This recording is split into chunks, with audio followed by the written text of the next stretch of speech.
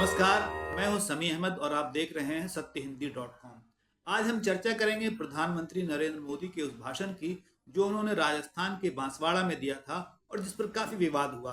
Congress party ने उन पर हेट स्पीच देने का आरोप लगाया और प्रधानमंत्री पर और भी कई आरोप लगाए। प्रधानमंत्री ने भी कांग्रेस पर कई आरोप लगाए। प्रधानमंत्री ने कहा कि कांग्रेस पार्टी का जो मैनिफेस्टो है उसके हिसाब से आम लोगों का जो सोना चांदी है वो बांट दिया जाएगा और किन में बांटा जाएगा, ये जो चर्चा की उन्होंने, इस पर ही काफी विवाद है।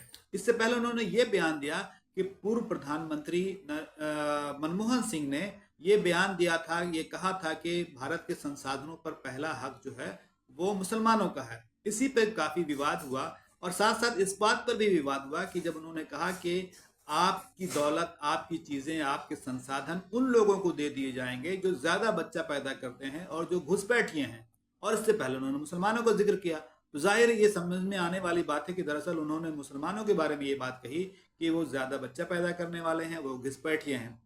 एक वाक्य में उन्होंने 20 करोड़ मुसलमानों के बारे में ऐसी बात कही जिस पर काफी प्रतिक्रिया देखी गई और लोगों ने प्रधानमंत्री पर हेट स्पीच देने का आरोप लगाया, कांग्रेस पार्टी के अलावा भी। लेकिन सवाल यहाँ पे हम बिहार की करते हैं। इससे पहले हम ये भी बताना चाहते हैं कि प्रधानमंत्री ने क्या कहा और इसके बारे में फैक्ट चेकरों की क्या राय है। इसके संबंध में सत्यहिंदी.com ने अपना वीडियो बनाया है। आप सत्यहिंदी.com पर जाकर वो वीडियो देख सकते हैं। लेकिन हम चर्चा करते हैं बिहार के मुख्यमंत्री नीतीश कुमार के बारे में कि दरअसल इस तरह के बयान से वो कैसा महसूस कर रहे होंगे। क्या वो सहज होंगे?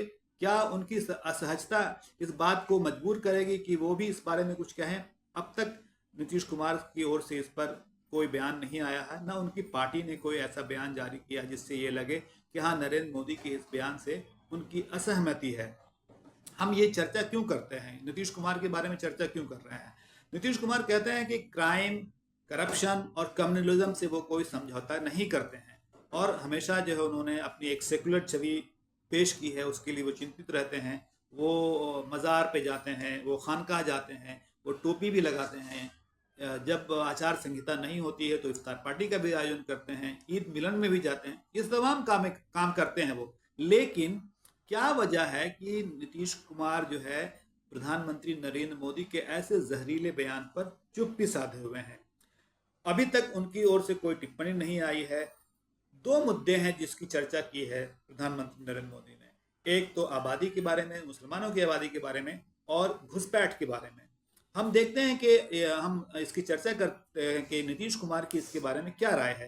नीतीश कुमार अब कई महीने पहले ये बात कह चुके हैं, जब ये एक विवाद यहाँ भी खड़ा हुआ था कि जन्म दर जो है कम हो रही है, और उन्होंने ये भी कहा था कि जन्म दर कम करने के लिए उनके हिसाब से शिक्षा काफ़ी है, इसके लिए कोई कानून बनाने की ज़रूरत नहीं है। ये मुख्यमंत्री नीतीश कुमार पहले कह चुके हैं। दूसरी बात है घुसपैठ की। अब 18 साल से नीतीश कुमार का शासन है यहाँ पे। इसमें अक्सर समय जो है वो भारतीय जनता पार्टी के साथ सरकार में रहे हैं, डबल इंजन की सरकार है। तो क्या उनके डबल इंजन की सरकार रहते हुए भी घुसपैठ हुआ और 18 साल से अब तक उस घुसपैठ को नहीं रोका गया? ये लोग सवाल पूछ रहे हैं। खुद प्रधानमंत्री 10 साल से प्रधानमंत्री हैं नरेंद्र मोदी, और अमित शाह जी 10 साल से ये गृह मंत्री हैं। तो क्या इन दोनों के रहते हुए भी घुसपैठ नहीं रोक पा रहा है यहाँ पे? और ये उनको मजबूरी में ये बयान देना पड़ रहा है कि बिहार में जो है, असल में ये चर्चा हम इसलिए कर रहे हैं कि पूर्णिया आए थे नरेंद्र मोदी, प्रधानमंत्री नरेंद्र मोदी पूर्णिया आए थे, तो उस समय उन्होंने ये बयान दिया था कि घुसपैठ की समस्या सीमांचल में है। हालांकि उस सभा में नीतीश कुमार मौजूद नहीं थे, लेकिन उसके बाद उनकी ओर से या उनकी पार्टी की ओर से कोई ऐसा बयान नहीं आया जिससे ये लगे कि वो उस बयान से असहमत हैं। इसके बाद केंद्रीय गृह मंत्री अमित शाह कटिहार आए, लेकिन उन्होंने वहाँ घुसपैठ की या सीएए की चर्चा नहीं की। तो कुछ लोगों का मानना है कि शायद नीतीश कुमार ने ऐसा कोई संदेश बीजेपी को भिजवाया है जिसके बाद उन्होंने इस पर बात नहीं की। लेकिन सवाल यह है कि अब तक जो बात प्रधानमंत्री नरेंद्र मोदी ने कही है उसके बारे में उनकी क्या राय है। इसकी चर्चा इसलिए ज़रूरी है कि सीमांचल, जहाँ पे उन्होंने प्रधानमंत्री मोदी ने घुसपैठ की बात कही थी, वहाँ की 4 सीटों में से 3 सीट पर चुनाव लड़ रहा है जदयू का उम्मीदवार। तो जदयू के उम्मीदवारों को, तो वहाँ के स्थानीय लोगों को इस सवाल का जवाब देना पड़ रहा है कि प्रधानमंत्री नरेंद्र मोदी ने जो बात कही, जो आरोप लगाया, वो सच आरोप था या उन्होंने झूठ कहा। तो इस पर कोई जवाब उनकी ओर से नहीं आ रहा। हाँ, ये जरूर वो कह रहे हैं कि ऐसा नहीं है, लेकिन प्रधानमंत्री मोदी का आरोप झूठा है या सच्चा है, इस पर कुछ बोलने से जेडीयू के लोग बच रहे हैं। जेडीयू के एक एमएलसी हैं खालिद अनवर, उनसे भी इस बारे में सवाल किया गया तो उनका कहना था कि ये नरेंद्र मोदी का पॉलिटिकल बयान है। सवाल ये है कि क्या उस पॉलिटिकल बयान से नीतीश कुमार सहमत हैं या उनकी असहमति है। क्या अगर उनकी असहमति है तो इस पर कोई बात क्यों नहीं कर रहे हैं। बहुत से लोगों का कहना है कि पहले फेज में जो है वो भारतीय जनता पार्टी और एनडीए का प्रदर्शन अच्छा नहीं रहा, और ये भी कहा गया कि उत्साह की में कमी है, चुनाव में वो गर्मी नहीं है, तो उसमें गर्मी लाने के लिए, उसे गरमाने के लिए प्रधानमंत्री नरेंद्र मोदी ने इस तरह का बयान दिया। तो क्या नीतीश कुमार इस बात से सहमत हैं कि चुनाव का माहौल गरमाने के लिए प्रधानमंत्री नरेंद्र मोदी जो बयान दे रहे हैं, जिस तरह के भड़काऊ बयान दे रहे हैं, जहरीले बयान दे रहे हैं, वो सही है, उससे वो सहमत हैं? ये सवाल नीतीश कुमार से लोग कर रहे हैं, सोशल मीडिया पे कर रहे हैं, और भी जगहों पर उनसे बात की जा रही है कि आखिर ऐसा क्यों है। और जैसे इस मामले में, घुसपैठ के मामले में एक बात और है कि सीएए का पहले सपोर्ट नहीं किया नीतीश कुमार की पार्टी ने, बाद में सपोर्ट कर दिया। लेकिन एक और चीज़ है, वो है एनआरसी।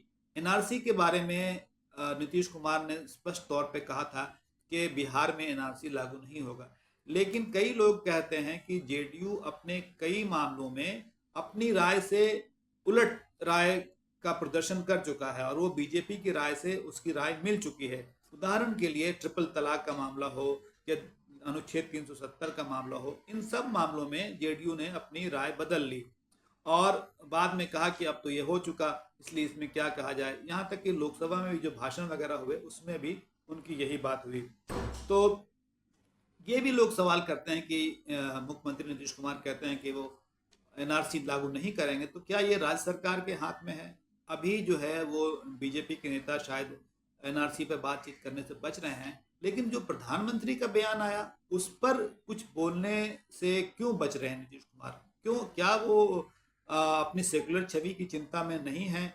नीतीश कुमार एक बात और यहाँ पे दोहराने की है कि वो बार बार मुसलमानों को अपील कर रहे हैं कि वो एनडीए के उम्मीदवार को वोट दें, और वो अपने कामों को गिना रहे हैं कि कैसे उन्होंने कब्रिस्तान की घेराबंदी कराई, मदरसा बोर्ड के लिए काम किया। ये सब बातें अपनी जगह पर सही हैं, लेकिन उनसे जो लोग सवाल करते हैं वो है प्रधानमंत्री नरेंद्र मोदी का ताज़ा बयान, उसके बारे में उनका क्या कहना है। अगर वो इस पर चुप्पी साधे रहते हैं तो उनकी सेकुलर छवि पर गंभीर दाग लगेगा, और बल्कि एक कहा जाए कि काफ़ी हद तक लग भी चुका है, क्योंकि इसके बारे में ना उनकी पार्टी की ओर से कुछ कहा जा रहा है, ना उनकी ओर से कुछ कहा जा रहा है।